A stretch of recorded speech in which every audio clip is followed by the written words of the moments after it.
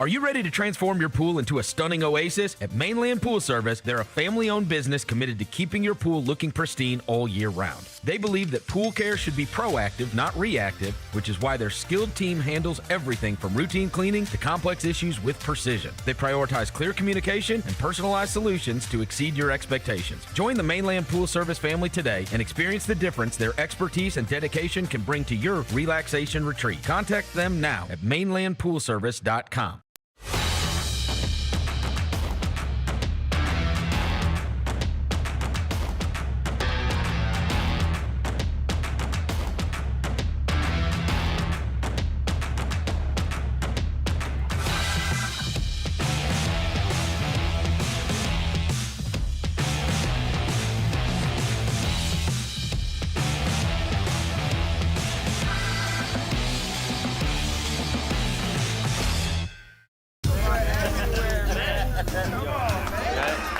Now that's the new edition way. I feel like there's another level we can take it to. What you think, Mike? 2 steps ahead of you, Slick. What's good, bro? What you doing, man? I'm in. Woman, you don't even know what I'm getting ready to ask you. Here's the vision. All 3 of us on the same stage every night. Gonna be crazy. No barriers, no separation. It'll be like 9 kings and a queen. The next level starts now. Let's face it, there's a lot of trash talk in basketball, but the great teams let their performance do the talking. Like Ford F-150 with Pro Power on board, a class-exclusive industry-first feature that turns your truck into a mobile generator and leaves the competition speechless. Ford F-150, official truck of the Grizzlies. Greatness starts here at your Mid-South Ford dealer. Class is full-size pickups under 8,500 pounds, GVWR. Junior Grizzlies summer camps presented by OrthoSouth are the key to a slam dunk summer with over a dozen 4-day camps perfect for hoopers ages 6 to 14 looking to build fundamental skills and make unforgettable memories. With camps across the Mid-South in Tennessee, Mississippi, and Arkansas, you won't have to go far for the ultimate hoops experience this summer. Registration comes with a Junior Grizzlies jersey, lunchbox, and a basketball to take home. Don't wait, space is limited. Visit grizzlies.com/juniorgrizzlies today to secure a spot for a fun-filled summer. That's grizzlies.com/juniorgrizzlies. Simply amazing. Wells, a rhythm 3. Yes, sir! What's an exclamation point on this game?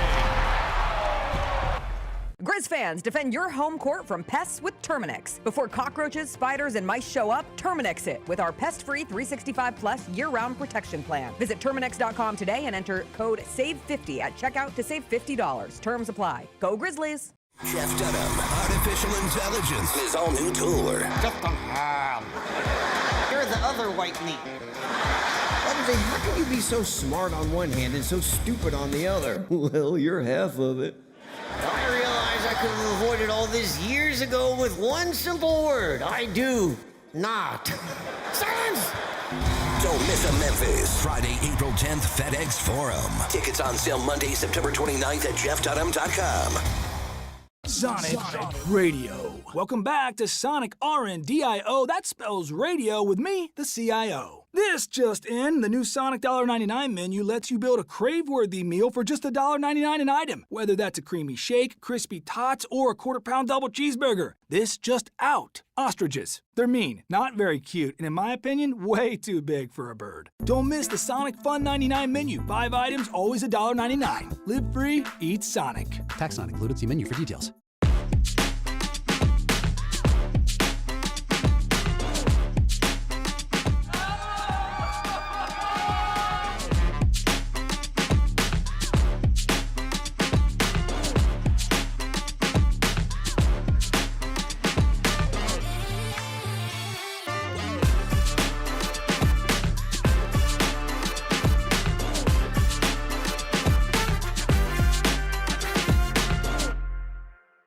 Kroger shoppers and Grizz fans. Want exclusive last-minute discounted ticket deals texted straight to you? Sign up with the new Kroger Buzzer Beater deal. Fans can sign up by texting Grizz to 636-479 or visit your local Kroger store in the Delta Division and scan the QR code. By signing up, you agree to receive recurring automated promotional and personalized marketing text messages from the Memphis Grizzlies. Consent is not a condition of any purchase. Message frequency varies. Message and data rates may apply. Live from downtown Memphis, this is the Chris Vernon Show on YouTube at Grind City Media and the official Grind City Media app.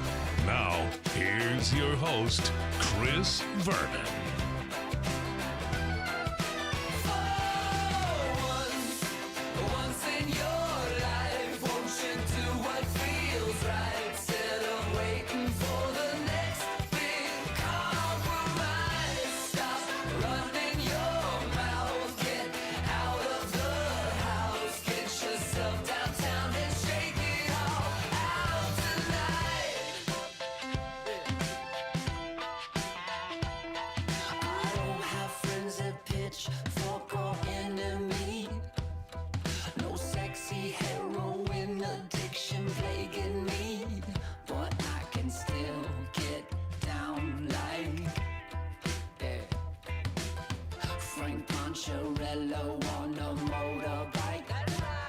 Here we go. It's noon on GrindCityMedia.com. It's Chris Vernon Show. Welcome.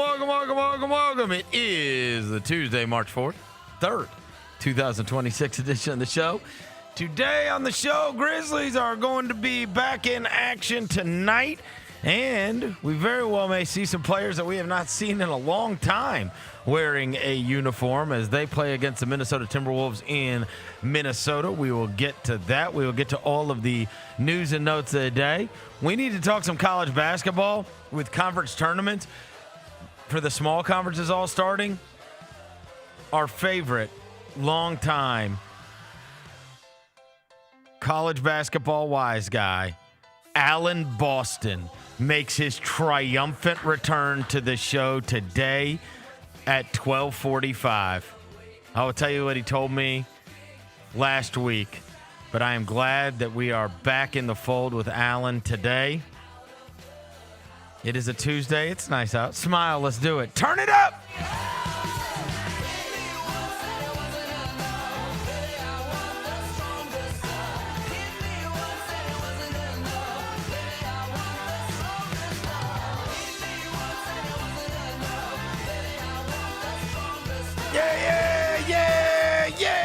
Hope everybody's having a good day. All right, bunch of stuff to get to on the show today, not the least of which is the Grizzlies are going to be in Minnesota playing a game tonight, and Alan Boston is going to make his triumphant return to the show today at 12:45, and we'll find out who we need to be keeping a lookout for throughout these conference tournaments. It is conference tournament time for the smaller conferences. Then it'll be conference tournament time for the bigger conferences. And then March Madness is going to be right around the corner. So excited to get to talk with him today.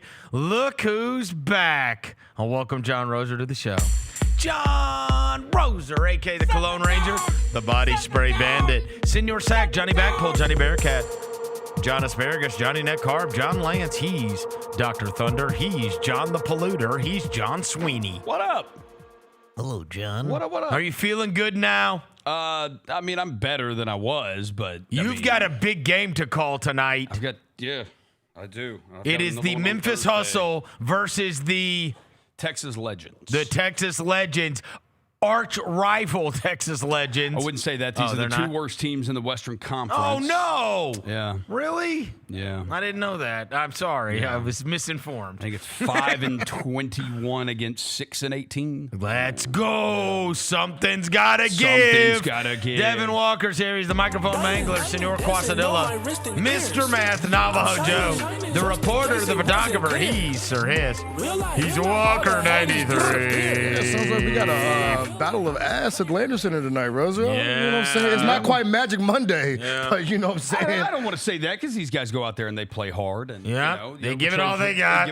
Try to get a big dub. And I was talking about how you are going to be calling the Hustle game tonight. Once upon a time, I had my memory jogged by the Gary Parrish show this morning because once upon a time, I remember I had an intern that told me what he was doing outside of the internship and that I needed to pull up online to listen to him call the games for the Rhodes Links. That's me.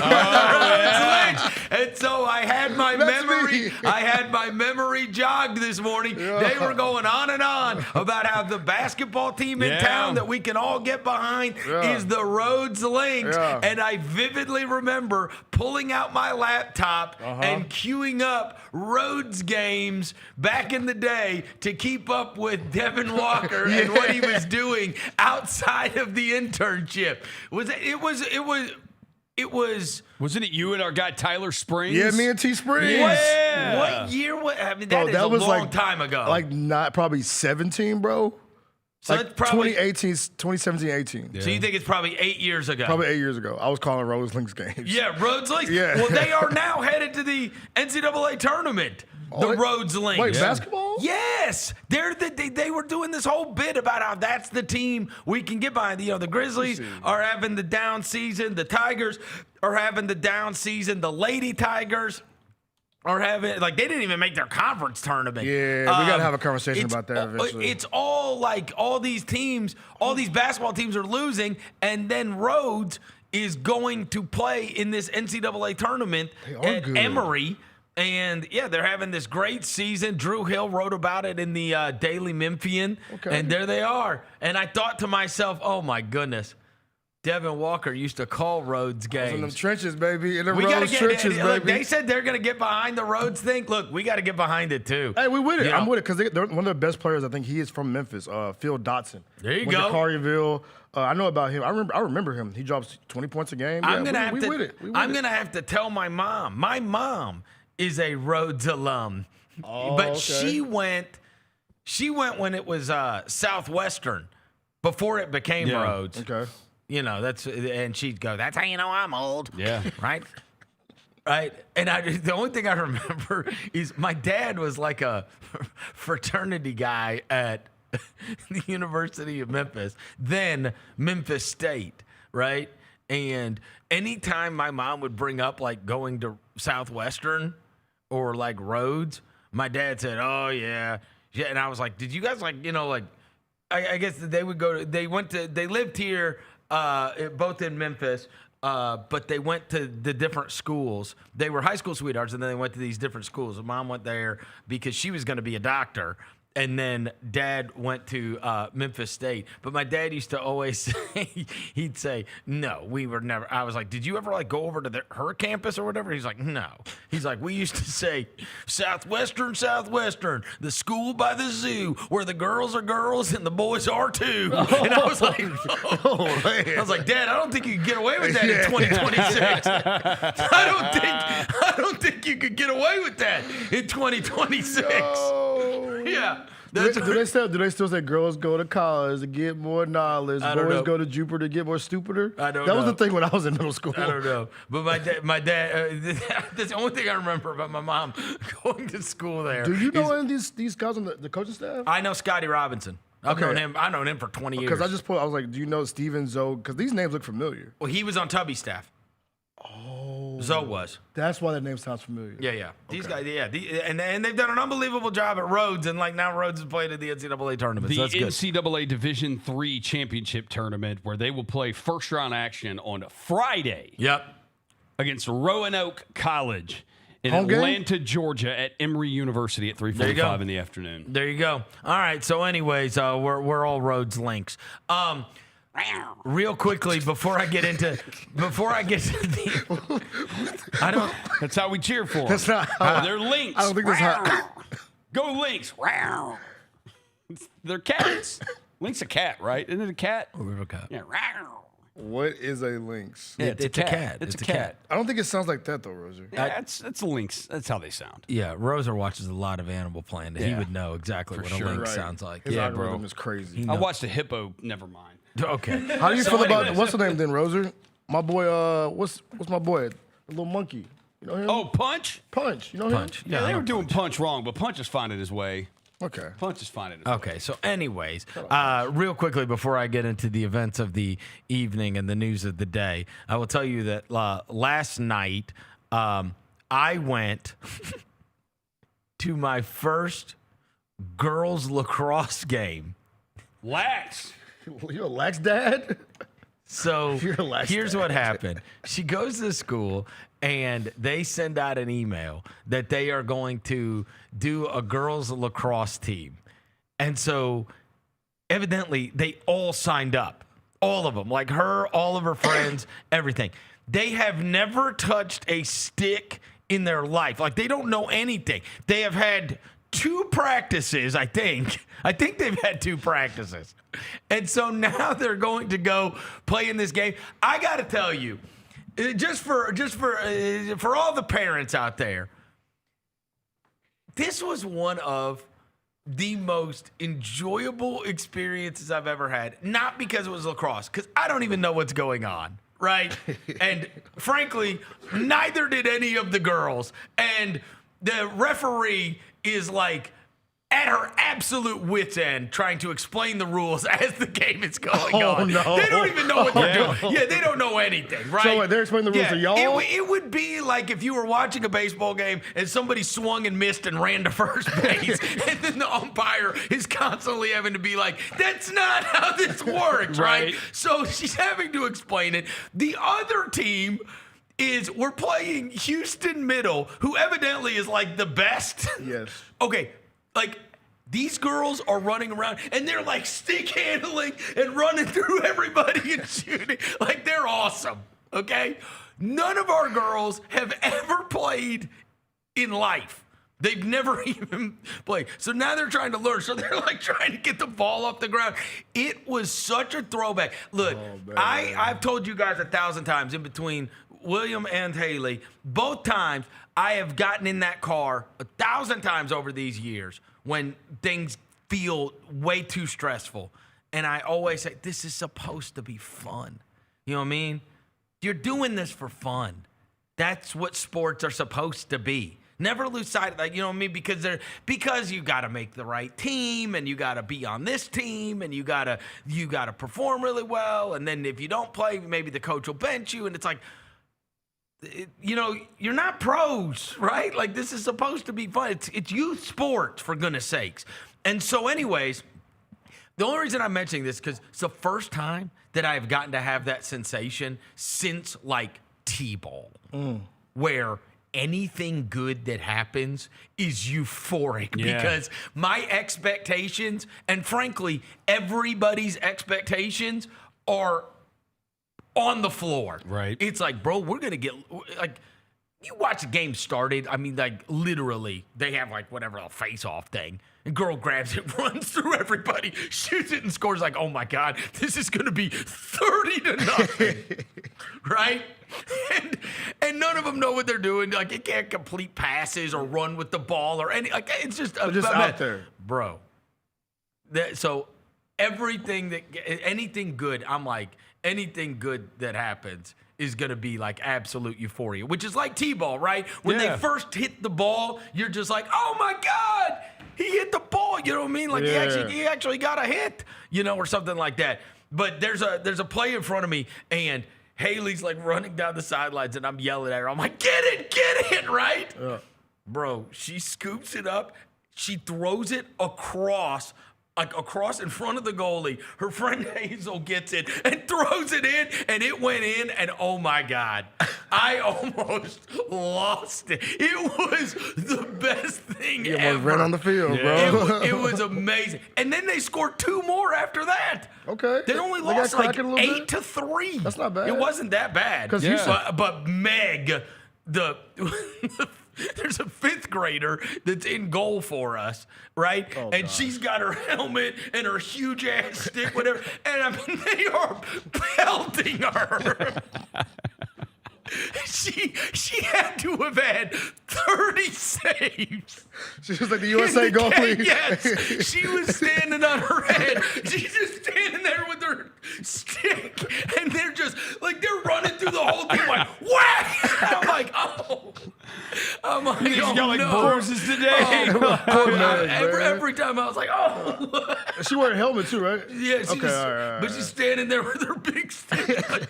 Poor man. The goal's tiny too. Yeah, you know what I mean? But they are just firing. Poor Meg, man. I mean, these girls, I don't know how long they've been playing lacrosse, but a long time. Yeah. Oh. How did Meg get put in goal? They're running plays. They know how to weave through. They're throwing passes to each other. Our girls, it's just chaos. And I loved it. I thought it was the most fun thing ever. I loved that, it was like a real, throwback to, they never just start sports at this age. No. You know what I mean? Where it's it's kind of like the first time you make a basket on a 10-foot goal or something, right? It's like that kind of a feeling. But as they get older, the pressure is so much, and the parents care so much, and the coaches care so much, that you lose the joy of just something good happening, right? When there's no expectation for them to win, there's no disappointment possible, right? Yeah. And she was like, get in the car after. I was like, dude, that was so awesome. And she's like, that was hilarious. She's like, I couldn't get the ball in the stick. She's like, she's trying to cook on the ground. It was so good. I'm in on lacrosse. I hope she keeps playing it because it was fun as hell. Yeah, it was fun. I'd never done it before, but it was fun to watch. And that ball, did they play with the hard ball? Yes. Okay, yeah. So that ball's hard, a lot harder than people think. I have somebody who played lacrosse in high school, and they always told me the reason you probably like it is he said when you get in the half court kind of area. Said a lot of the same kind of principles apply that apply in basketball. There's a lot of action. A lot of cutting. Off-ball cutting and movement. Yep. There's a lot of things that apply in basketball, Shout out to the lacrosse squad, it was funny. It was the first game. And so, I don't know. We'll see how it goes. Yeah. How did they decide to make a lacrosse team? Was it just all right, we're going to make a lax team? I think so. It was a guy that had come from another school who was like, the girls at the old school really like this, and I think we should try it, right? We've got time, and it's a good spring sport, and there's not as many that are doing that. You know what I mean? All the high schools around here have it and are involved. It's actually quite competitive in the Memphis area. And so it would be good for them. And obviously we're always looking for stuff that they could, you know what I mean? At this age, it's great. So anyways, they all ended up signing up. So the team is huge. They got a bunch of girls that are learning. But again, they've had 2 prime. They can't do anything. Don't even know the rules. They literally can't. No. They don't know any of the offsides, rules. Nothing. They don't know anything. I'm with it. It was great. But it makes it fun to watch. Yeah. All right. So the Grizzlies are going to be playing against the Timberwolves tonight. And Grizz PR yesterday sends out a couple of guys on that questionable list. So yesterday on the show, I told you that I thought we'd get Cedric Howard this week, and very well may get him on Tuesday night, which is against Minnesota tonight. It appears that would be so. And when I went and looked, I don't know if you guys recognize this, but Coward has not played in a Grizzlies game since February 9th. Yeah. At Golden State. He played 12 minutes and then went out of that game. Santi Aldama is also on the questionable list for the first time in forever. Yeah, I ain't seen Santi. I forgot Santi was on our team.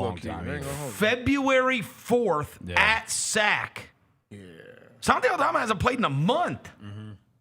So get both of those guys back. Obviously, Ty Jerome as well is on the questionable. So, they're actually going to field a real team tonight. Okay. Against Minnesota, who is certainly they're at the point in the season where, any kind of game that you would lose to a team like Memphis is really rough because you're fighting amongst, you're trying to stay ahead of the Lakers. You're trying to battle with Houston and Denver. And that seeding is going to matter so much, right? If you're one of those teams, getting up to, depending on what happens with San Antonio and Oklahoma City, we know this, right? And this is true virtually every year, but maybe this year more than others.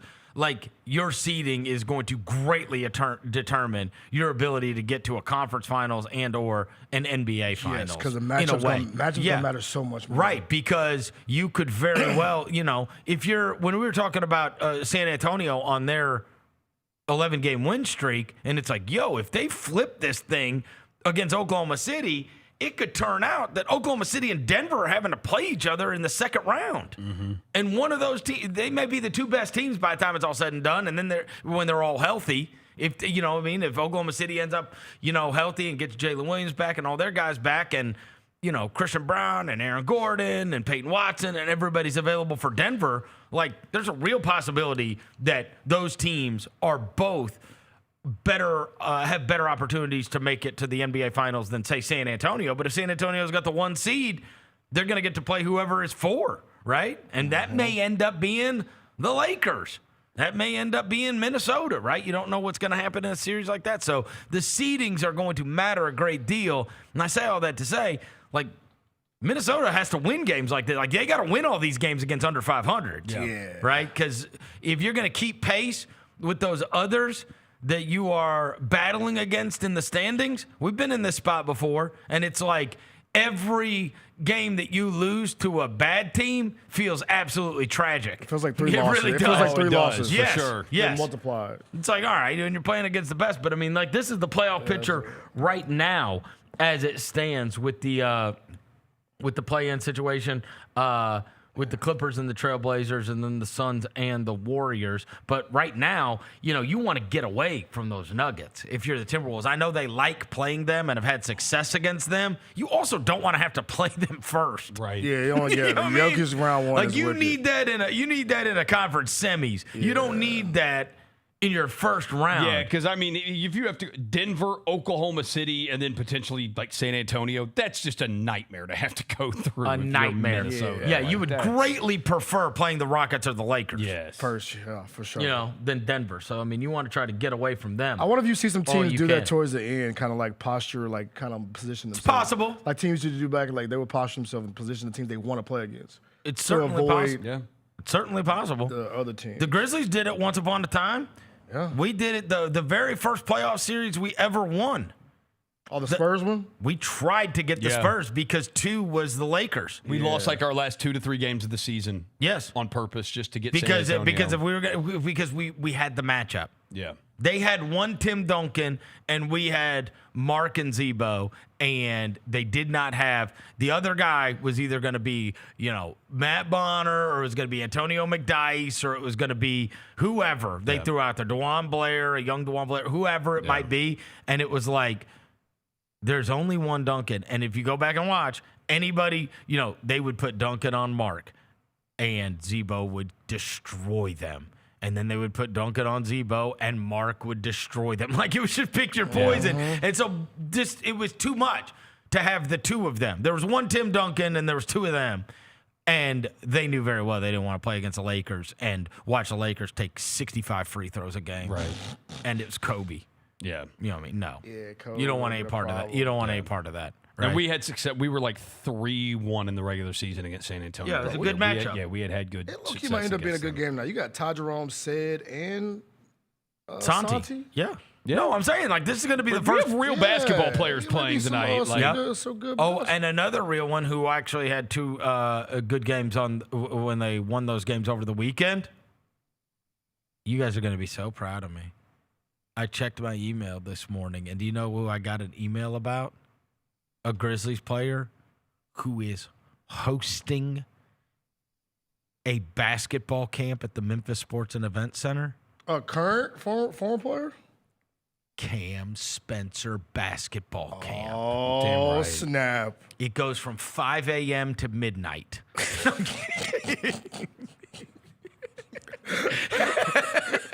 They got tents set up for you to sleep there.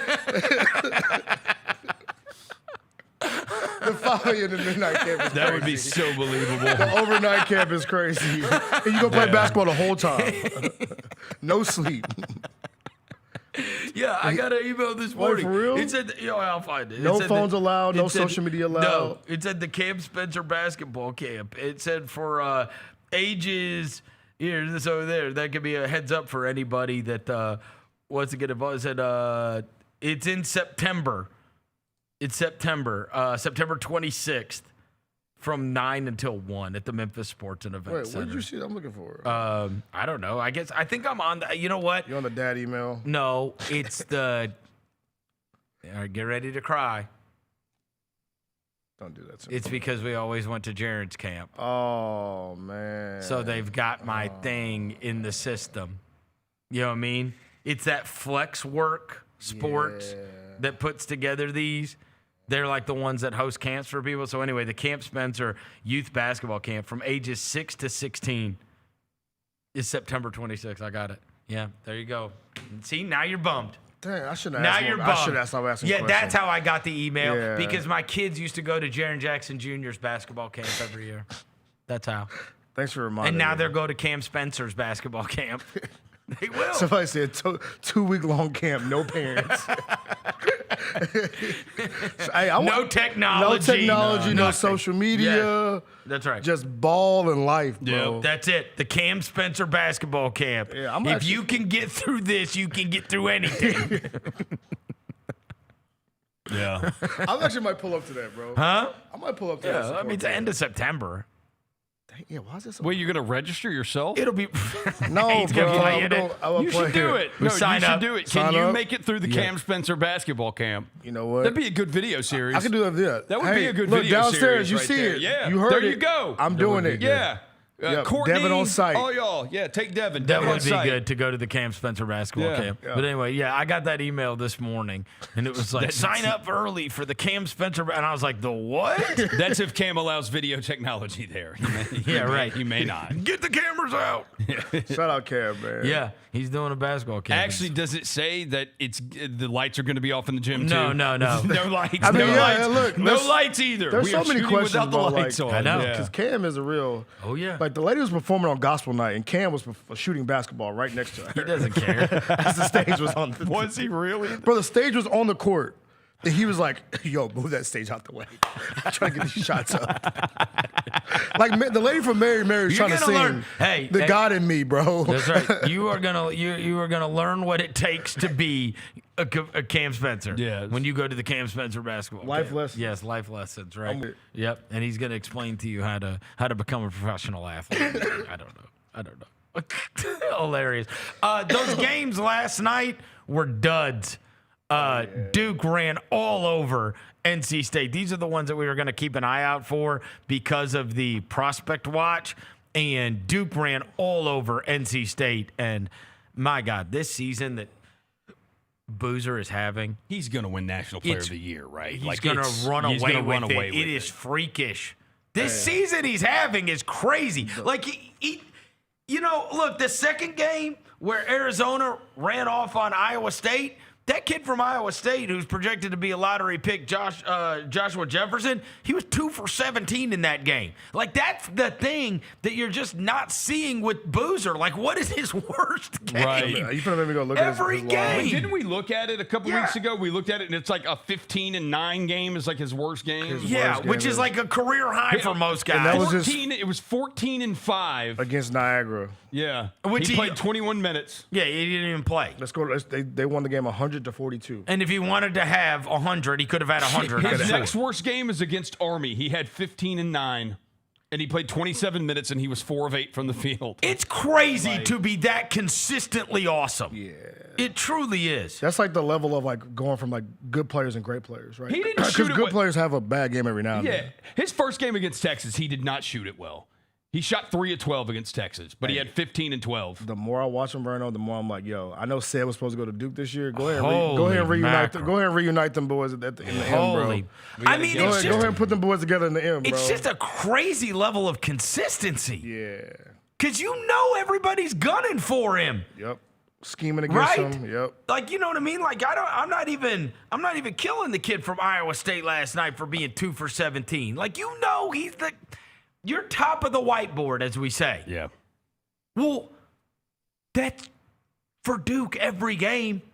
Like, yo, this is what we got to do. They're trying to slow this down, theoretically. That's how awesome he is. And he is awesome. And He's awesome. He is awesome. He is so He's just good. awesome at basketball. Yeah, he is. And like teams, like you said, teams scheme. Like I was watching the game. It was like at one point, NC State put 3 dudes around him. And the dude still found a way to get the ball and score. I'm like, just basketball IQ. And it was 26 and 9 last night. About him that the basketball IQ is just off the charts. It's off the charts. Like, he always makes the always right positioning. reads. Bro, the dude is a crazy hooper, skill. He's a hooper. I know people try to compare him as a good college player, like a robot. Yeah. But you can, like you said, consistently every night you can't have 20 and 10. I mean, how? I mean, where it's like everybody knows that you're the. And by the way, you're a freshman. Exactly. And you're a freshman. You had Will Wade on the podium last night talking about, man, Duke just does things the right way. Like, he was, like, reflecting. Yes. That's how bad they got beat yesterday. Yeah, and then the second one was a dud for Prospect Watch because Koa Pete only took, 6 shots in the game. He had 4 points. And then Joshua Jefferson, as I mentioned, the kid from Iowa State, he's 2 for 17 in the game. So, I mean, that's a dud. Like, I have not watched, obviously a ton of college basketball this year, but I remember a couple Saturdays ago, I saw Arizona. They were playing at Houston. Mm-hmm. And, dude, it was so obvious that Arizona won the game. And it was so obvious that Arizona was the better team, too. Yeah. It's like, they might for real just be like, they're freaking awesome. I saw this morning, and, again, we'll find out what Alan Boston thinks here in a little bit. But I saw this morning ESPN, Jeff Berzella, and another guy put out an article about the 8 teams. Like, they listed every team in the country, and they – throughout the numbers and everything else, they said there's 8 teams that can win the national title this year. Okay. Is what they said.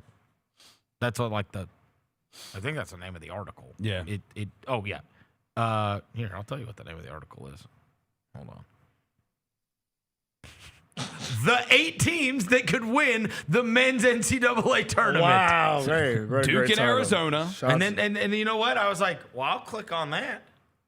Well, you got my attention, buddy. Yeah. Okay. Tell me, who are the 8? Roser, I will tell you, you're right. Duke and Arizona are on the list. Yeah. I was just saying, beating Houston at Houston is not an easy thing to do. And Arizona was clearly better. Look, we're going to test you. All right. Look, Duke and Arizona, those are the top 2. All right. You got 6 more that can win the national title. Houston. They will have Houston's on the list. They will have Houston on there. Houston will not win the national title. I don't think they're good enough. You say you just said I you know. don't. I said you I literally just said the sentence. I have not watched college basketball. Not How do you make that I have judgment? seen Houston play. I don't love the Flemings kid either. What? Ooh. I don't think he's that good. I'm just saying. Watch him. Every time I watch Houston play, I'm like, bro, why do they never score? Like, they always seem to have problems scoring when I watch them because they lock play. you up on defense, bro. But if you're an elite point guard prospect, how many of Kelvin Sampson's dudes are awesome in the NBA? How many of them are awesome? Jamal Shead. Jamal Shead's good. Jarris Walker was their big-time prospect. He ain't been great. But you ain't got to be a prospect to be good, Roser. Are you pooping on Houston basketball? I love Kelvin Sampson. I love that Houston team last year. Kelvin Sampson. I don't know. Players in the NBA. And how many of them are, awesome? They're tough as hell, but, how many of them, He turned us both in. You ever seen Puss in Boots? It's one of the it's one of the greatest kids movies ever. There's a Oocat. Is it Oocat? Oocat. Yeah. He turned us both into Oocat. Yeah, we did. And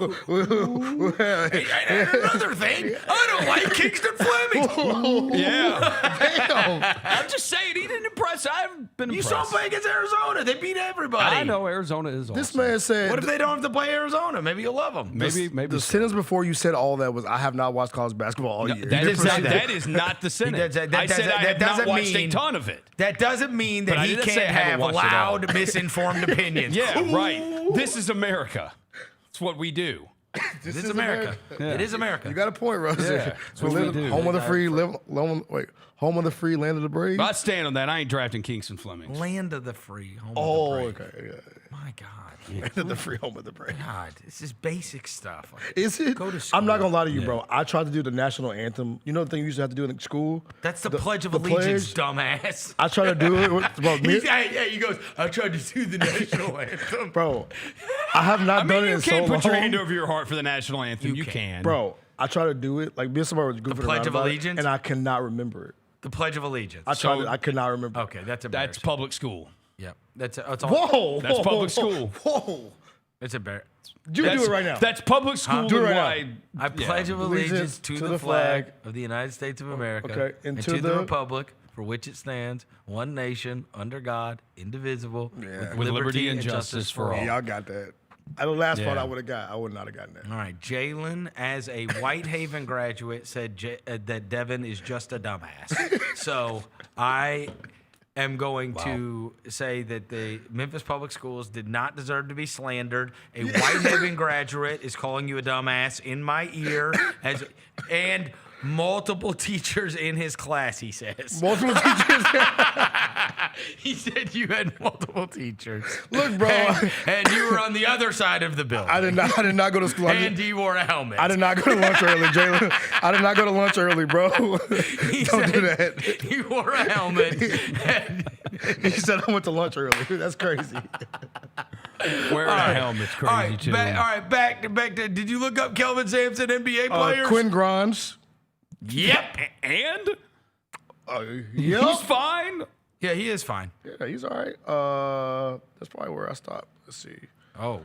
Yeah, the list is not long, bro. I think he gets all those guys to just play to the max of their potential. He's a good basketball coach. Yeah. He's a good basketball coach. He is a great basketball All right, you guys stopped at 3. You had Arizona, Duke, and Houston. Iowa These are the 8 teams that can win the men's NCAA tournament, according to Iowa State, ESPN. Iowa State, Florida, Kansas. Florida, yes. Iowa State, yes.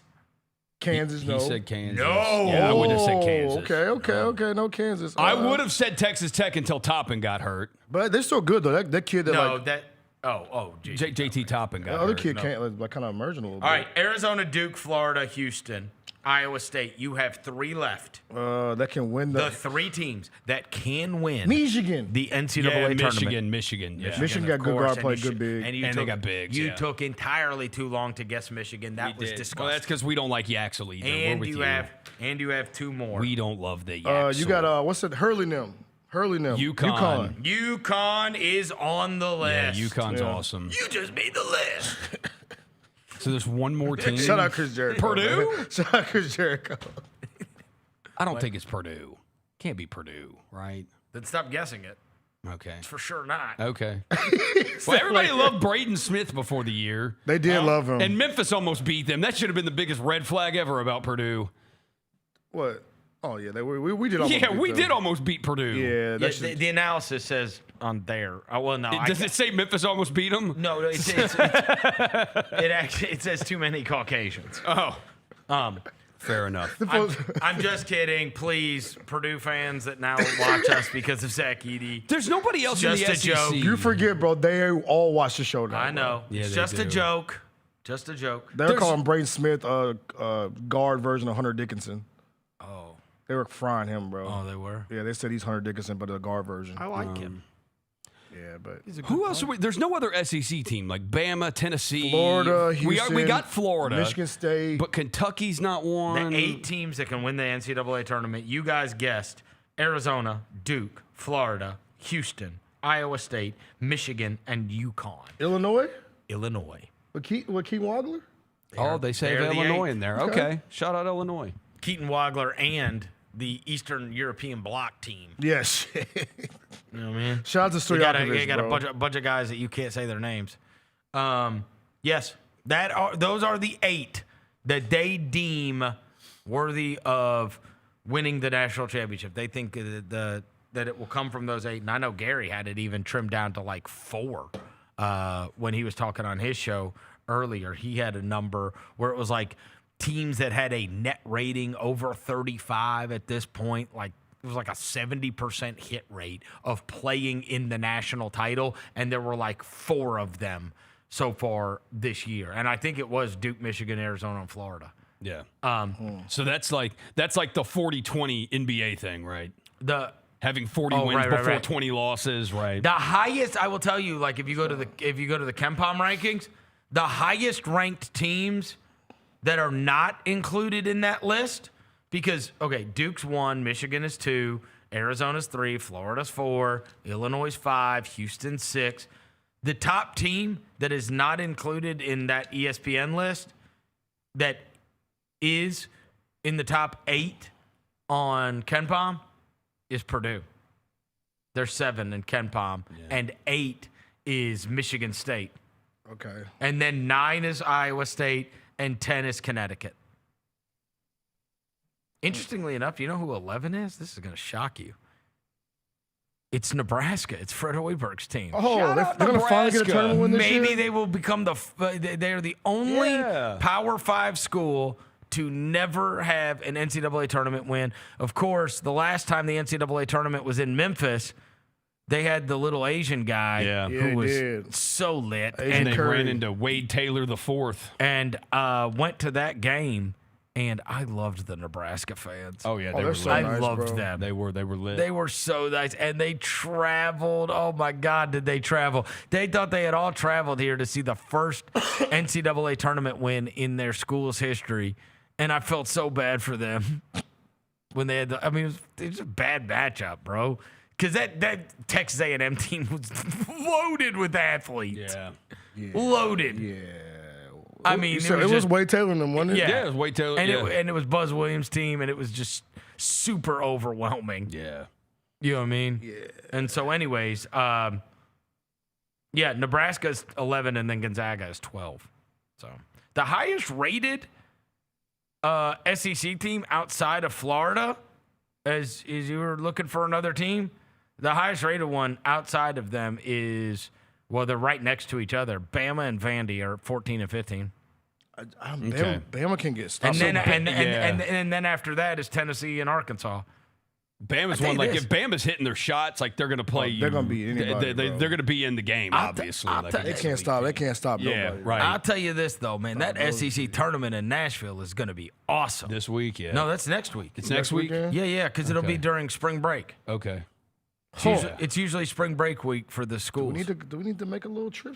Huh? Go to Nashville? Make a little trip. What about Nashville? I mean, you know I'm down. Dude, You know what I'm saying? I've been before, and it is awesome. Yeah. For real? Yeah, but it's expensive as hell. Yeah. Like, you got to wait for, like, Kentucky or Tennessee to lose. So and they then sell their tickets? Yeah, and then you can get tickets super cheap. Is it it's like one of those things, or like that, you know what I mean? Like, where it's like the different sessions. So, like, but once teams start losing, then you can get into everything. I wouldn't be surprised if Arkansas's got more fans now there, too. With Calipari being there, he'll get some Arkansas fans here's the to thing, travel and to also it. Vandy's good for the first Vandy time in is forever. Good. Yeah, Vandy's good. Vandy being good for the first time in forever is a thing.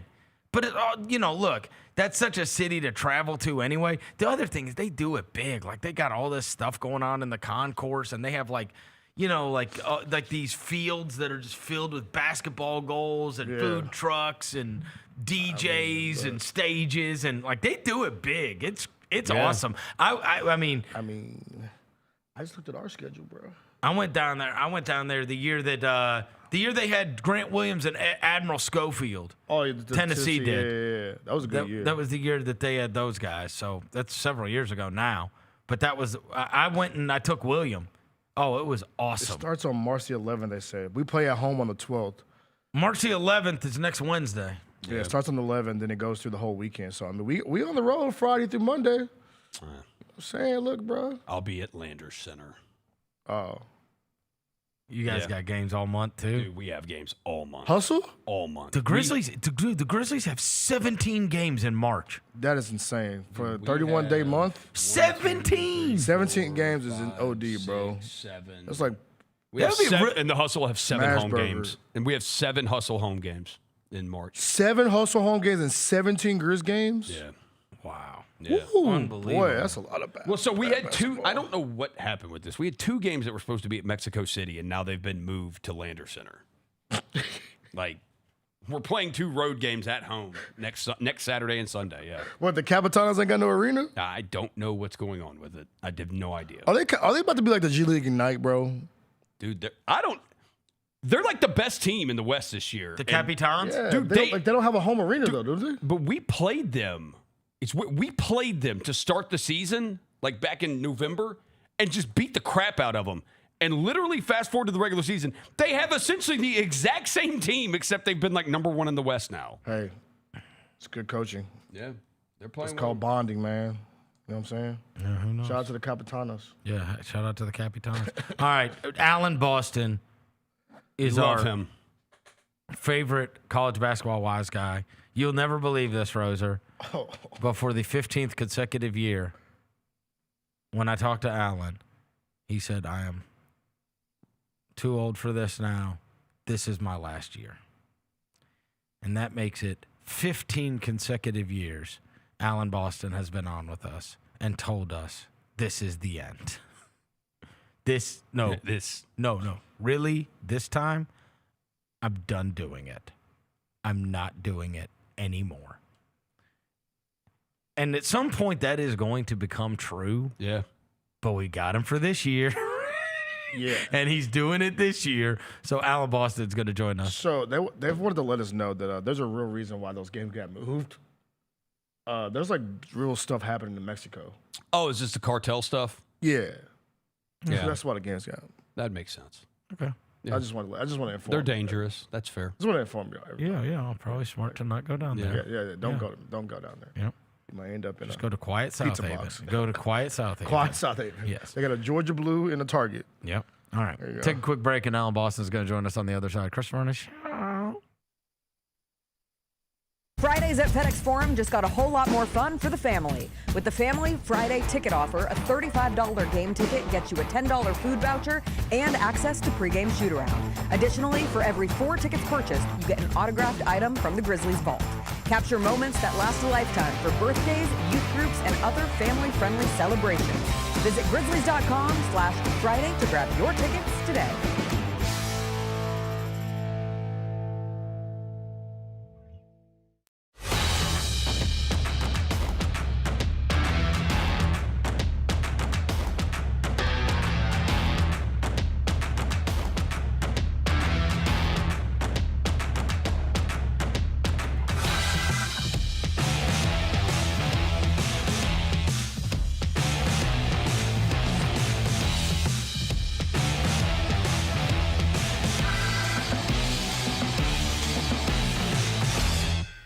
Orthopedic injuries can be unpredictable, unforeseen, and unscheduled, and OrthoSouth understands this better than anyone. Since your injuries don't make appointments, you don't need to either. That's because OrthoSouth welcomes walk-ins during the weekdays, in the evenings, and even on Saturdays. So next time an unforeseen injury makes an unscheduled appearance in your life, visit OrthoSouth.org to find your nearest urgent care location. Just walk in, and OrthoSouth will take care of everything, especially you. Learn more at OrthoSouth.org. That's OrthoSouth at OrthoSouth. Own the 2025-26 Grizzly season with the 10-game Flex Pack, the ultimate way to catch all the action on your terms. Choose your favorite matchups from intense rivalries to weekend thrillers and customize your pack to fit your schedule. With 10 games to pick, you'll never miss the moments that matter most. Visit Grizzlies.com/packs today to build your perfect ticket pack and cheer on the Grizzlies your way. It's your team, your season, and your schedule. So don't miss out. Nate Bargatze. Look, I say a lot of dumb stuff. I try to keep it in front of large groups. Seems to go better that way. Big Dumb Eyes World Tour. When you say something dumb one-on-one, it's a lot for that person. I'll say it, then I can just feel that they feel the weight of my life on their shoulders. Tickets and info at NateBargatze.com. Don't miss the Big Dumb Eyes World Tour. Nate Bargatze.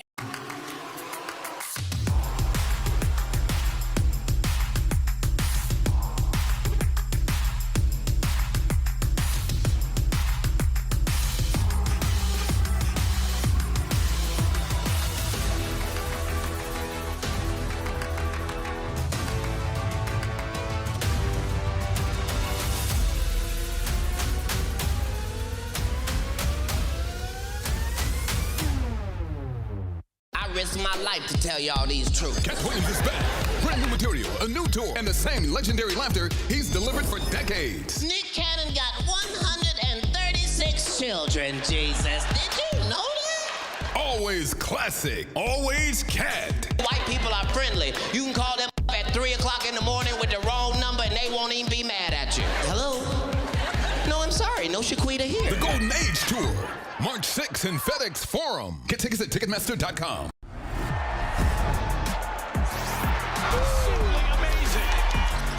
Wells, a rhythm three. Yes, sir! That's an exclamation point on this game. Grizz fans, defend your home court from pests with Terminix. Before cockroaches, spiders, and mice show up, Terminix it with our pest-free 365-plus year-round protection plan. Visit Terminix.com today and enter code SAVE50 at checkout to save $50. Terms apply. Go Grizzlies! Junior Grizzlies summer camps presented by OrthoSouth are the key to a slam dunk summer with over a dozen 4-day camps perfect for hoopers ages 6 to 14 looking to build fundamental skills and make unforgettable memories. With camps across the Mid-South in Tennessee, Mississippi, and Arkansas, you won't have to go far for the ultimate hoops experience this summer.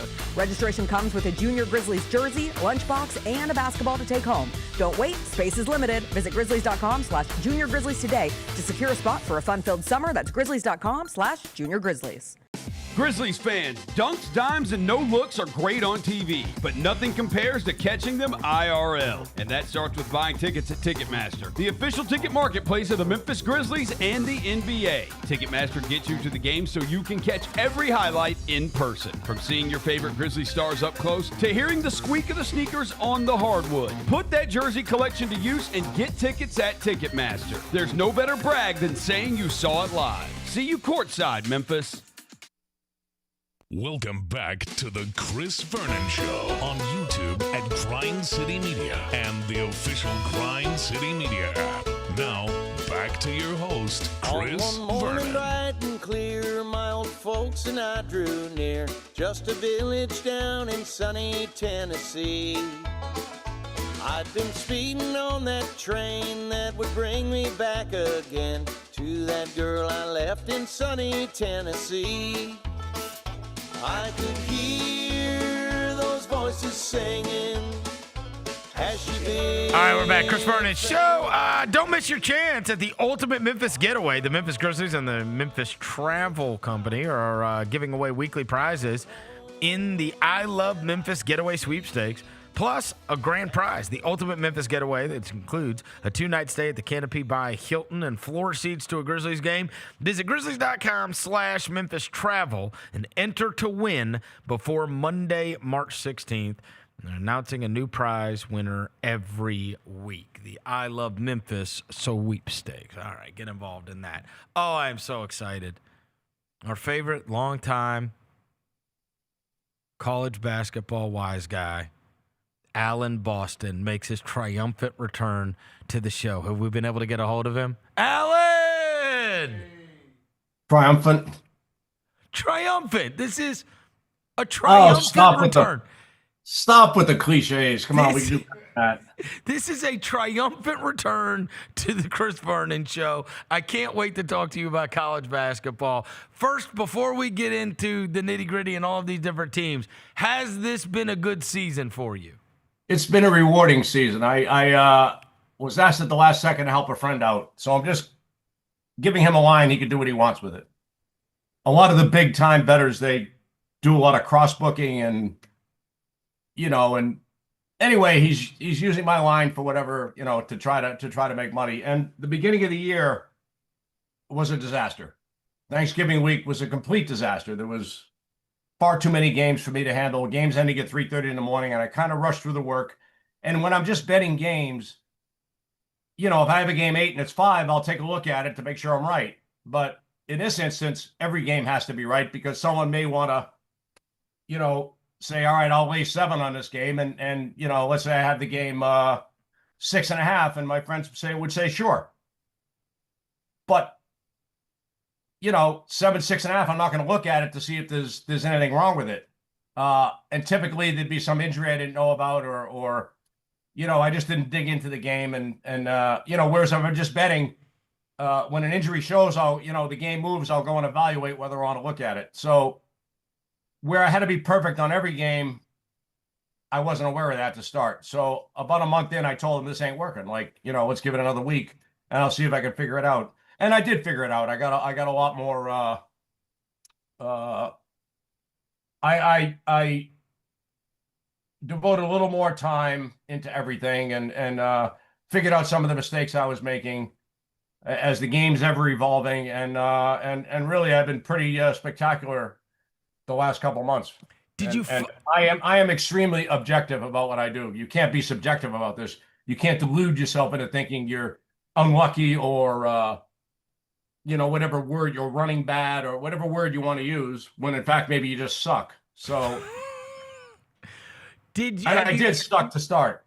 Have you found some teams that you have consistently thought were undervalued or overvalued throughout this particular college basketball season? Yes, and I was right and wrong about some of them. I thought Princeton was undervalued. It turned out I was wrong.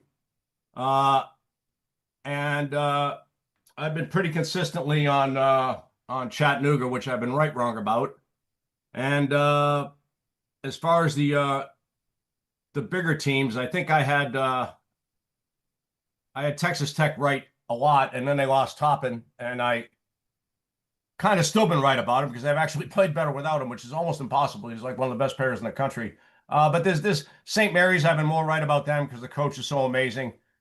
And if anyone happened to catch the second half of the St. Mary's Gonzaga game, you basically watched almost a perfect half of basketball. That was an incredible performance by St. Mary's in the second half out there. But off the top of my head, I kind of dissed NC State, but in the last three games they kind of played like it, but I've kind of favored them the last three games, so that's not good. I've been anti-SMU a lot. Miami O, I've struggled to catch up with how good they are, but now they lost another point guard, so they're probably screwed. And again, I'm just winging it here. How about a coach that you've fallen in love with? You're always very opinionated when it comes to coaching. Is there one that you have found yourself falling in love with this season? Well, it's always Eric Olin, the guy at Cal San Diego I raved about last year, and he's working the same miracles at New Mexico. The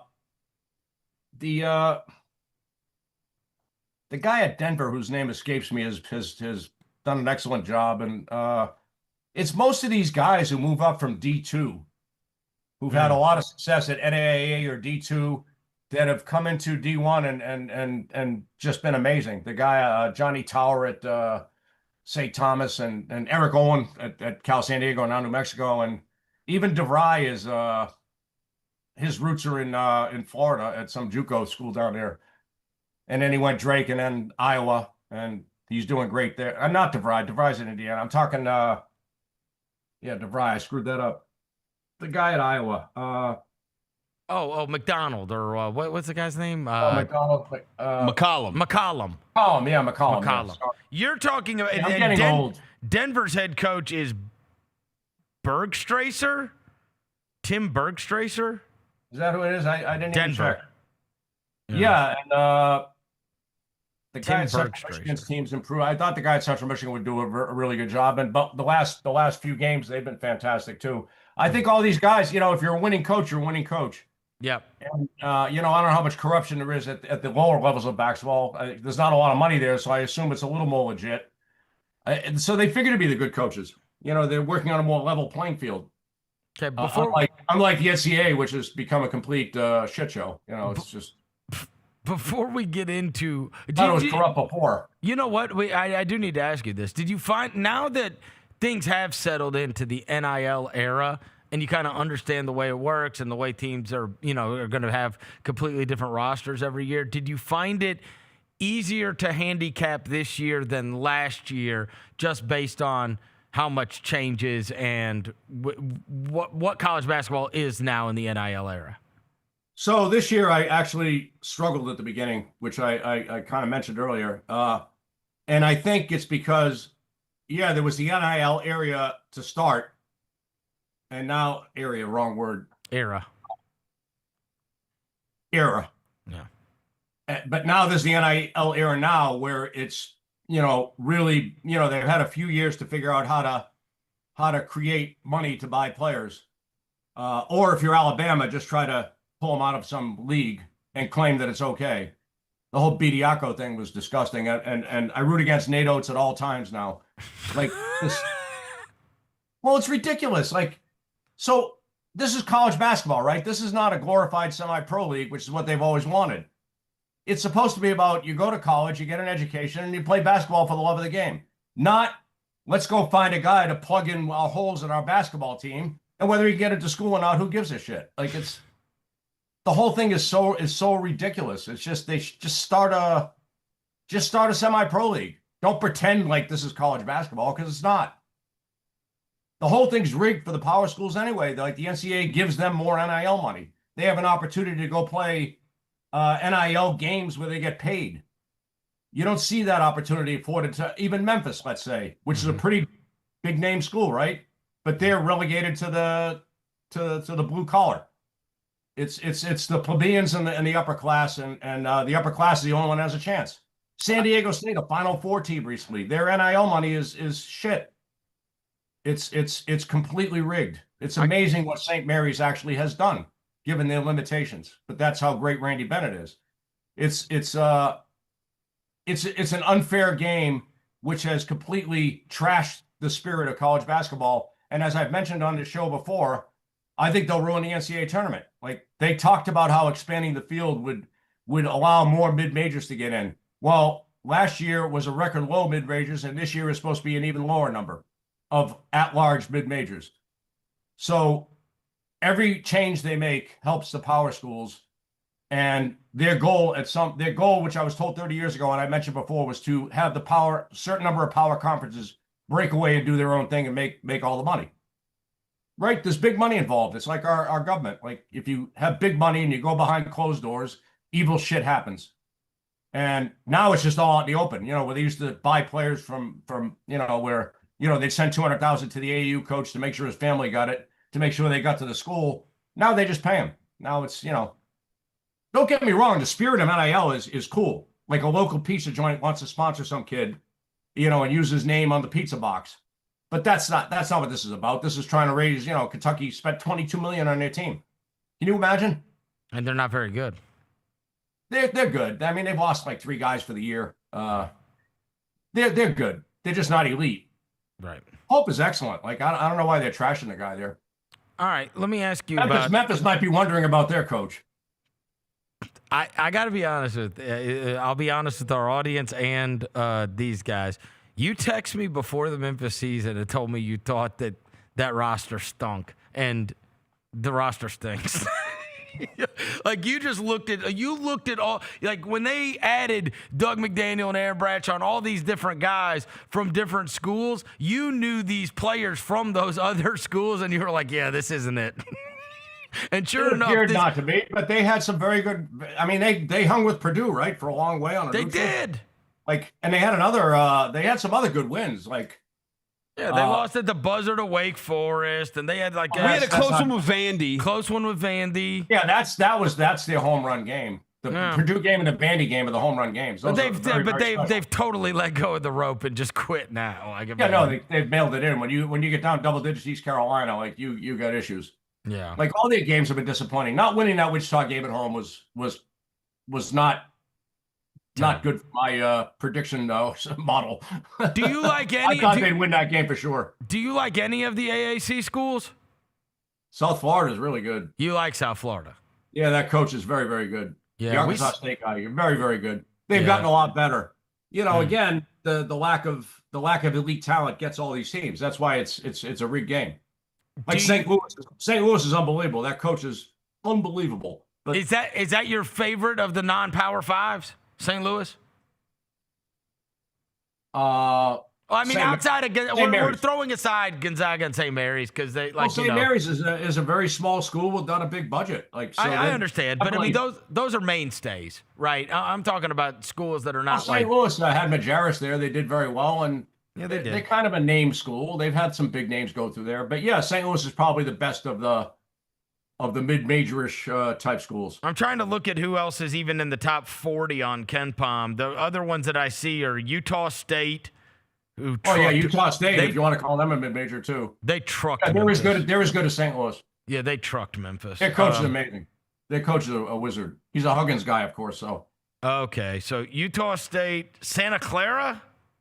Very, very good. I hope they make the tournament because they're better than TCU and Central Florida and all these myriad of schools that they're saying are on the bubble are in. Santa Clara's favorite over all of them. Okay, so that are supposedly bubblish according to Fraudnardi. But if there are a couple of these, like, you like Utah State, you like St. Louis, you like Santa Clara, there are some teams that are hopeful that maybe we look up and they win a couple of games in the NCAA tournament and they're playing with a chance to go to the Elite Eight. They got a shot, but again, they're such a big dog to Michigan, Duke, and Florida, and several others. Those are the top three. Do you see a separation between, a lot of people have said that there is a separation between Duke, Michigan, Arizona, Florida, and then everybody else? Do you buy that? That those four are a separate That's tier? not quite it, because there's several schools that are close. Houston, Purdue. Even though Michigan blasted Purdue at Purdue, it's still, they're not a big favorite over Purdue. Illinois? Depends what separation is. Illinois is like a notch below Houston and Purdue. There's a school I'm missing there too. Michigan State, Iowa State, UConn. Iowa State, yeah, UConn, yeah, UConn. UConn can win the whole thing. You think UConn can win? UConn's upside is, Hurley's a wizard, and his coaching staff is very, very good. Of course, almost all. I expect Arizona to crash out. By the way, as good as they've been, I just they've kind of like gone on a straight line up, and they got a youngish team, and sometimes those teams kind of crash out at the end. They get a little worn down. They blasted Iowa State. Yeah, no, they won in Houston. Like, who does that? Right. No. How about some of these? Let me ask you about a couple of these. I still think they're going to crash out, even though I watch them and visually they're very, very good. But a young team like that improved so much, or maybe they didn't improve so much. Maybe they've always been this good. That their opening game was against Florida, who they beat, and how good's that look now? I actually think Florida's going to win it all again. You think they could go back to back? Yeah, I mean, their guard play maybe will stop them, but their bigs are elite, and they, much like Michigan, they wear teams down with their size and depth, and they're kind of mirror image of each other. But their point guard's an Ivy Leaguer. Do you think he's a projected draft pick, but he comes from the Ivy League, and you're showing favoritism because you're an Ivy League guy? Actually, not. It sounds like it. He's improved it. No, I gotta be pragmatic about this. I can't. I'm saying that's the knock, is that their point guard's an Ivy Leaguer. That's what I'm saying. But he's gotten more comfortable with playing it, against uber athletic guys and switching from the Pristonian offense to Gold's offense. He's gotten a lot better. I know turns that it over far less now, and he seems much more in rhythm and flow, and that's where their holes were in the backcourt, and that seems to have been solved. So I think they have a very good chance to win the whole thing. I know that you said that with that you think Florida can win it again. You also said you're done with Nate Oates. So, but I do want to ask you, we were just talking before you came on about the SEC tournament. Are there any other SEC teams that you think have a chance at being Elite Eight / Final Four teams? Like, do you put Bama? Do you put Vandy? Do you put Tennessee, Arkansas, any of those?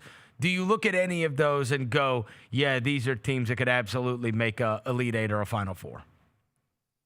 I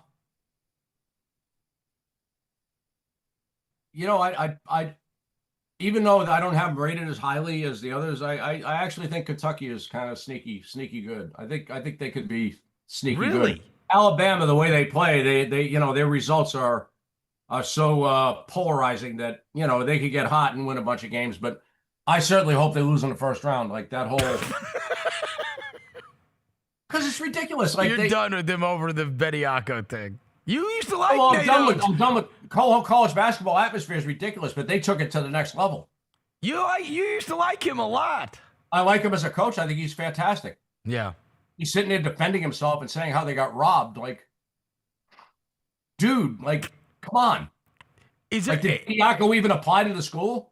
Like, sometimes you have to fill out like this admission thing, and write an essay. I'm not saying the kid can't do it, but and I'm not saying that Alabama's admission standards are that great. And yeah, that's the Ivy League snob in me coming out, but come on.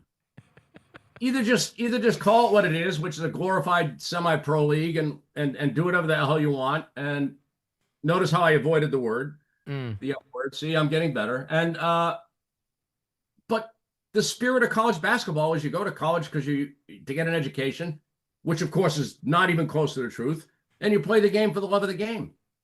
And now it's just the opposite. And that's just, to me, that's just not right. But I'm old. I'm old, and to me, Cinderella is what the NCAA tournament's about, and that's all but done because there's no Cinderellas that are even going to make the tournament. You look healthy though. You look like you're doing good. I was expecting after your text and you're like, I'm old. This is the last time I'm doing this. All this stuff. No, you look good, Alan. I mean, I feel like you look healthy. Thank you. I think you look healthier this year than you have in the last couple. You look good. Okay, thank you. You don't look tired. You usually look like you just hadn't slept at all. You know what I mean? I think you look healthy. I think you look good.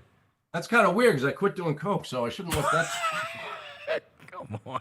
It's been good for you then. That helps you sleep more when you quit that. Helps you sleep more. Probably, your skin, you start glowing. You know what I mean? Like you start eating. Yeah, you start I'm eating. just so happy to talk to you guys again. That's all it is.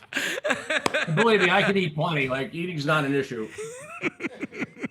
All right. Is there any coach besides Nate Oates that you've grown to hate this year, or that you used to like that now you're like, I'm done with this guy?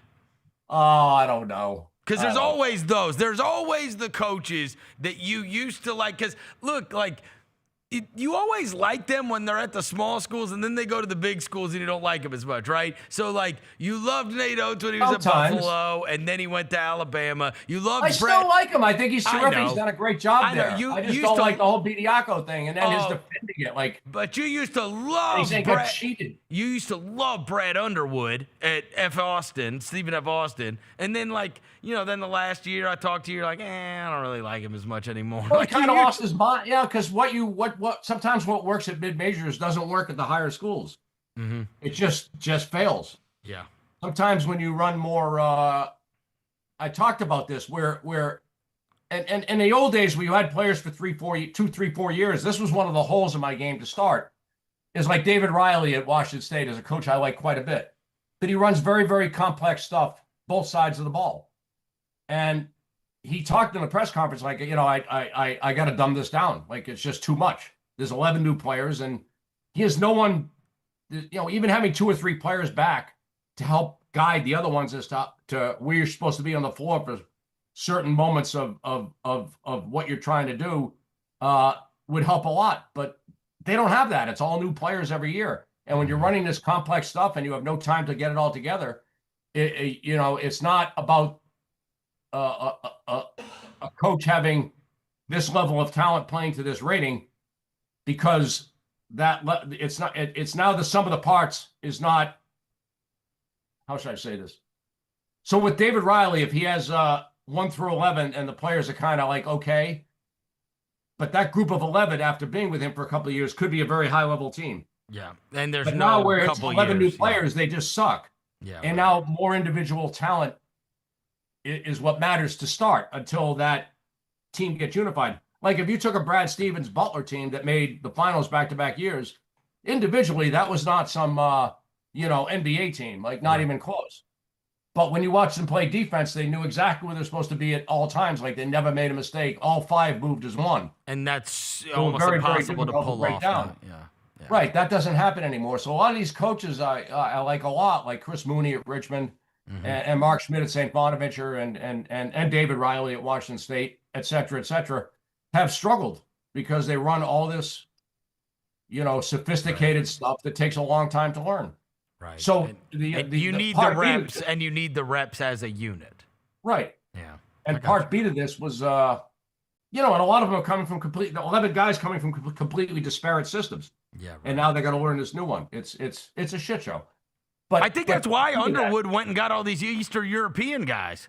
You know what I mean? It's like they all, even if they're coming from different systems or teams, they all have a basic understanding of how they're supposed to play basketball and how to cut and how to do this. Like they're just very well trained, and it's easier to put them into something that can become a cohesive unit. Agree 100%. Yeah.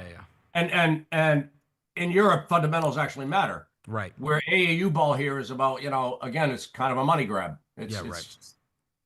The coach might just be somebody's dad or some hustler. Hey, there's no shit. Yeah, I mean, we know the way it works. But the Europeans are they're the guys on Arizona that are from Europe, like everywhere. It's becoming more ubiquitous. But again, as a 23-year-old guy from a Turkish pro league, should he be a freshman in college?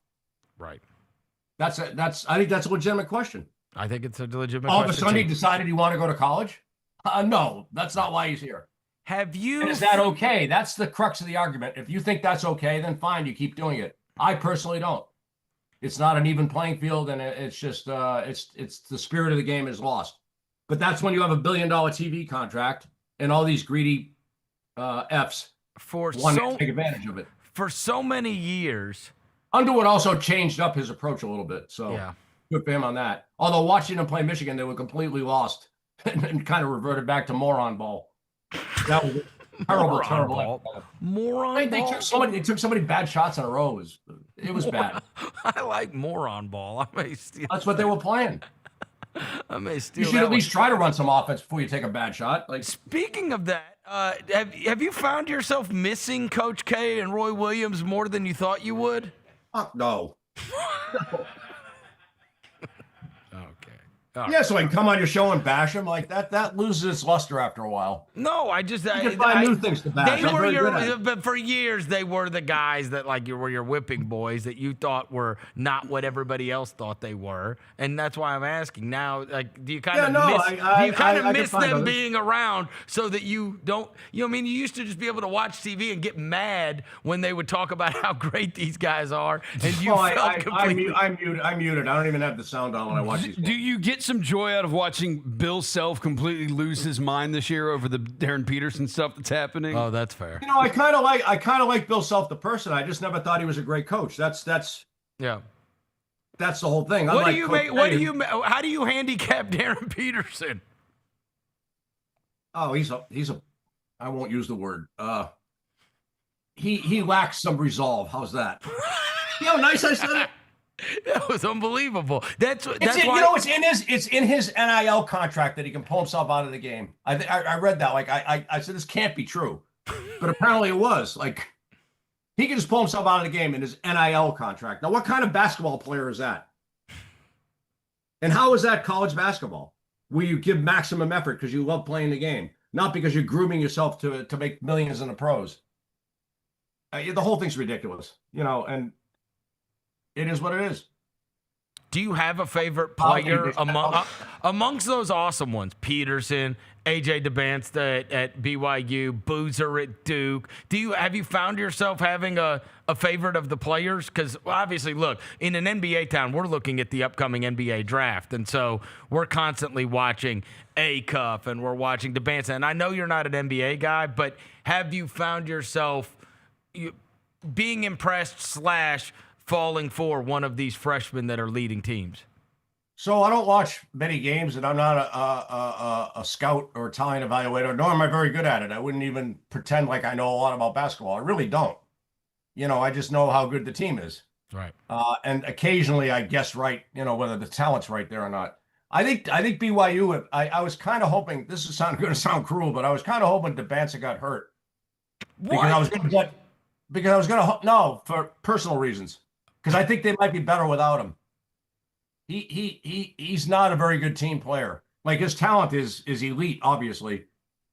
But you see what's happened. They lost the kid who's the 3-point shooter, who's kind of a glue guy, and their last 2 games, they were down 20 the whole game to Central Florida, who's not a good team. And then went on the road to West Virginia and got down double digits, who's not a good team. Granted, they beat Iowa State the game before that. But Iowa State seems to have hit a little rut here at the end of the year, which seems to be happening to a lot of teams, by the way. Like, this long season is wearing teams out. And by the way, it gets longer next year.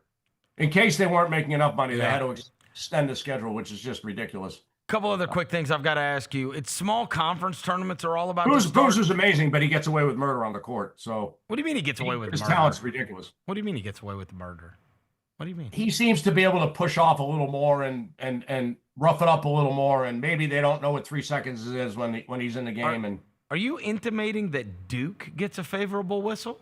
Well, they had the Great White Hope last year who got every call there was, and now they just fast forwarded to Boozer. He gets away with a lot more than most. And again, the whole refereeing situation is another thing. You watch these games and you don't know what a travel is. I don't, not anymore. You don't know what an offensive foul is.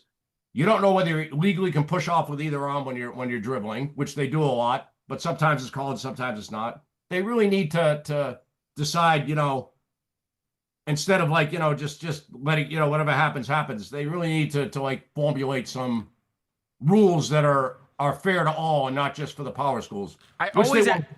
I always ask you about these small conference teams when it comes time for the NCAA tournament, but now that all of these conference tournaments that are going to begin before next week's big conference tournaments, are there any of the small conference teams and or tournaments that I should probably keep a lookout for, this week as they are going on? Because you think that when it comes time for the NCAA tournament, you could absolutely foresee me asking you about this team or this team or this team because they are the representative from one of the smaller conferences that you think is actually dangerous.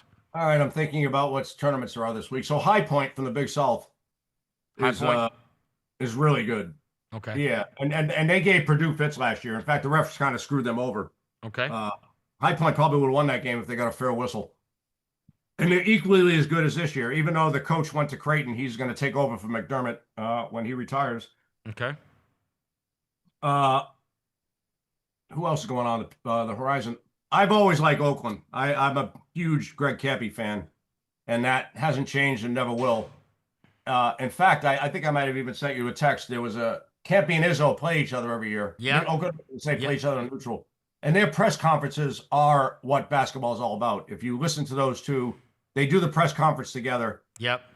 With, ugly Christmas sweaters, and it's like a tradition. But what their words are what college basketball is all about, where Izzo says, Campy has to talk about, I just hope I can hold on to this guy for next year because if he has a good player, he's going to get paid more elsewhere. Mm-hmm. And Izzo said, don't worry about it. I'll never go poach any of your players. That's not what I do. And that's the spirit of basketball. But that doesn't exist anymore. Okay, all right. Here, I'm gonna make. Oakland. Yep. All right, I'm gonna make this easy for you. They're Horizon, right? They're Horizon League. Yeah. Okay, so you mentioned if Oakland's zone can drive teams nuts. Okay. They're not a great team, but they did beat Kentucky with a similarly good team a couple of years ago. So okay, they're not a threat to go very far, but they should have beaten NC State the next game too. So Campy can always coach his way through a lot of things. Big South, you mentioned High Point. Horizon, you mentioned Oakland. Anybody out of the Atlantic Sun? No. No. I mean, theirs is this week. Missouri Valley Arch Madness is going to be coming up by this weekend. Anybody in the Missouri? Belmont is playing at an extremely high level. I don't know how or why, but they are playing at a level that was equal to or better than the Ricky Bird teams of years ago that were very, very good and very dangerous. Okay. So Belmont certainly, that is if they win the tournament. They're another one who may, oftentimes these conference tournaments, these teams that blow through what their rating typically is, where they're playing way above what you'd expect, they come back down to earth in a conference tournament. But if Belmont gets through that, they are dangerous. They're a threat to win a game or two. How about Ohio Valley? Anybody from there? No. Okay. It's way down this year. Anybody from the Patriot League? Sadly, no. Although Navy's having a bang-up year. But Navy? Colgate's way down. Yeah, Colgate's not good this year, which is surprising. Sunbelt? Sunbelt is who is it? That's Old Dominion and that crew there. So who's good there? That's a good question. Arkansas. Sunbelt. Let me see who the Troy, Arkansas State. Yeah. Arkansas State. I'd love to see Texas State. Troy. Coastal Carolina. Troy is the number 1 seed. Yeah, I'd like to see Troy win it because the coach is very good. Oh, and Marshall's the number 2 seed. Yeah, they're not any good. They crashed out last year, Troy. They got blown out by Kentucky in the first round of the tournament. Yeah, I don't think there's anyone that's really a threat there, but the Troy coach is excellent. The Arkansas State coach has done a good job too. Yeah, no one from there. Okay, and then the Northeast? No. No. Because Vermont's way down there, or is that Vermont? Is that the Northeast or is that the America East? I forget. But neither one of them are any good. So. And then there's a Mid-Atlantic, right? MAAC, yeah, that's MAAC. Metro Athletic. Metro. Yeah, the best team there is Merrimack, who's having an unbelievable year, and they'd be fun to watch. They play this really funky zone that's very, very difficult to deal with. So it'd be fun if they get in. They won it a couple of years ago, but they weren't eligible. So. All right, look, the next time we have you on, I'm going to remind myself to ask you, but I do want to get we got to do it quick. What did you think when you saw all of the federal indictments and the cases that were going on with both collegiate and NBA basketball and the feds getting involved and people tipping off other people to roster stuff and whatever? Someone who's been in, the gambling game long before it ever was legal in a lot of states. What did you think? I thought it was mostly bullshit. I thought it was so. There's this group that gets hired to check on the integrity of college basketball. Well, if they're getting paid millions of dollars, they have to have a reason to be. So they invented a lot of stuff. Like they're talking about Mississippi Valley State and Alabama A&M and Alabama State, talking about betting tens of thousands of dollars in these games. You're lucky if you can bet 500 on it. Like it's just. They talked about it. They bet 400,000 on the first half of a basketball game. No, not happening. Not if you were the biggest whale on DraftKings, they wouldn't let you bet $400,000 on the first half of a basketball game. So to me, it was mostly bullshit. And by the way, you haven't heard a word about it since, right? Because even when you were like running with like Billy Walters and all that stuff, like everybody's got to spread it out and be so secretive, even to get down on games at all, right? Like, I mean, and then it can't be any kind of huge amount of money that came in on something that would not normally happen. It's getting flagged. Even people act like it's getting flagged now because we've got online gambling. It's always been flagged by Vegas, right? Well, yeah, the Vegas is the one that exposed the Arizona State chicanery. Right. Jimmy Vaccaro exposed that. I remember I was betting next to the kid. The kid was betting. I was betting one side. He was betting the other. And I'm like, I asked Mr. Vaccaro, who is that kid? Like, and why is he betting this? Like, I know I'm right. Like, I know I know I was laying a good price in this game, and it turns out I wasn't. I was betting into a fixed game. But I think they may have something there, but I think it's mostly BS. I think the only way you can get down a lot is if you're a known sucker with DraftKings or FanDuel or one of these other evil places, and because you're a moron, they let you bet bigger. So unless you convince them that I'm being serious now, unless you convince them you're a moron, then they may take like $20K on a Mississippi Valley State game. Right. But the one that they referenced, the Tulsa Mississippi Valley State game, I remember the game because I happen to love Tulsa that game. The game went from like 22 to 28. I made the game 30. So, of course, it's going to go from 22 to 28. There was nothing wrong with the game. They just made a bad line. So, yeah, my opinion is mostly BS. And it's more, we don't need the FBI in this country. But, let's send thousands of FBI members to investigate college basketball. Great. That's our tax dollars at work. Yeah, that's my opinion. I think it's mostly bullshit. Did you, in all those years, like, the 20, 30 years you were out in Vegas, did you hear of it before? Would you get wind of games that were being, that you felt like were being altered? There was one year where there was supposedly some dumping going on with Ark Little Rock. And I remember their final home game. I think it was Ark Little Rock. It was one, yeah, I think so. I may have the wrong team, and if I do, I apologize, but I think that's what my memory serves me. So the last night, they bet the game from like 1-6 against Little Rock. And the guy, I got to like pick. Like, I said, we're betting this. He said, well, the rumor is, Al, that it's, something wrong with it. I said, it's senior night. These kids' parents are flying in from all over the country. They're not dumping the effing game. Like, they're not. So, of course, they lost by 7 in overtime. They weren't dumping. It's the usual run back for 40 years for me, but that was the one time I heard something about it. Other than that, no. Like, wow. And yeah, it's hard. And it was your life. It was your life. I mean, like, you were doing this. It's hard to fix a game. And especially when these kids are getting paid now, like it's really hard. Yeah. Maybe some kids are jealous. Well, I want my end. Yeah. So let's do something. But that's why it would be more. And everything's likely out. And you hoping I don't believe any of it. You don't. Even if something happened, I don't believe it. That's the approach. I mean, I'm trying to do this for a living. You almost have to have that thought process. But again, I think it's mostly BS. I think it's just they're trying to give credence to what this supposed service to check on the integrity of college basketball. How about asking a gambler like me what's going on? Like, why did this line move? And then I could tell him. Or it makes no sense to me. Then that would make more sense than some BS service who has a bunch of know-nothings in there, babbling, promulgating a bunch of BS. But that's the world we live in. Everyone lies, right?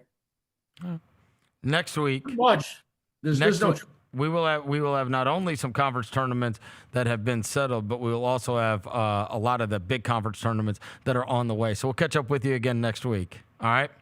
Nice talking to you again. Good seeing you, Alan. You look good, buddy. You look good. Chris Vernon. My man, Alan Boston. All right, thanks, Alan. Alan Boston, our favorite wise guy.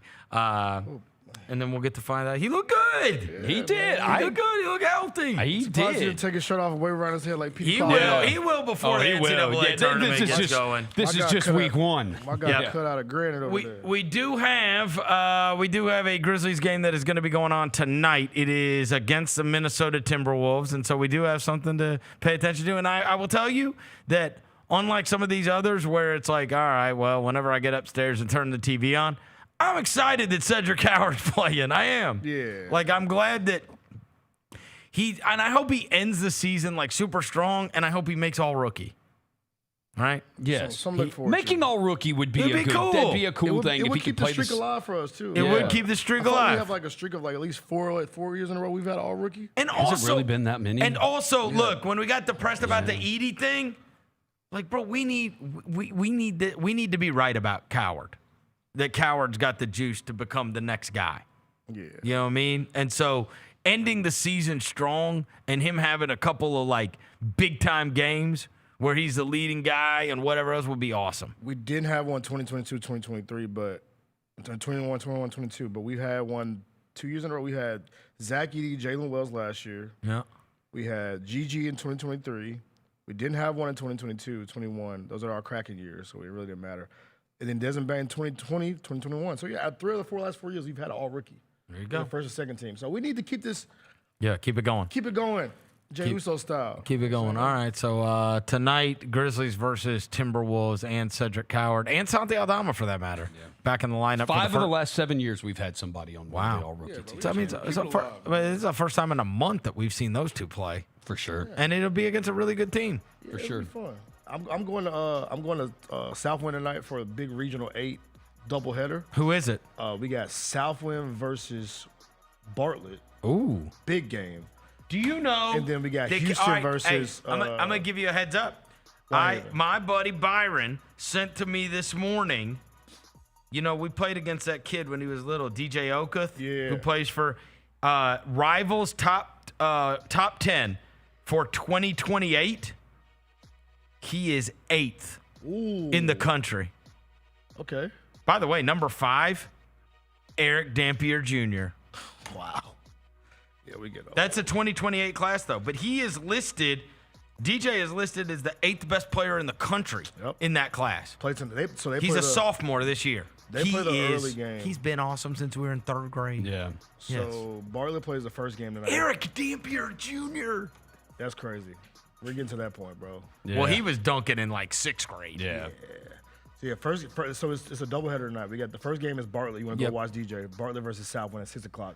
Then the last game is Houston versus Whitehaven at 7:30. So 2 at Southwind. Really good. 2 great games. I'll be there for at least for the first game and then watch the Grizz for the second game. But I'll be there for that first one to watch Bartlett. All right. Well, you have to keep us up to date on what happens. All right. Thanks to Devin Walker. Thanks to John Roser across the glass. Thanks to Alan Boston. Thanks to Jaylon back in the studio. Until tomorrow, we gone.